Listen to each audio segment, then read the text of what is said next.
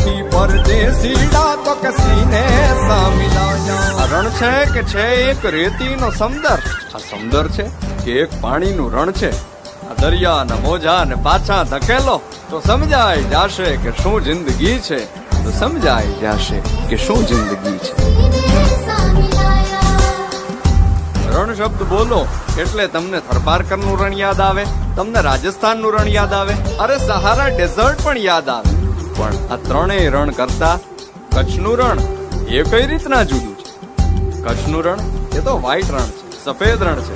અહીંયા રેતીના ઢગલા નથી, પણ કોઈ માણસની કલ્પના જાણે વાસ્તવિકતામાં ફરી ગઈ હોય એવું સ્વર્ગથી સોહામણું આ સફેદ રણ છે.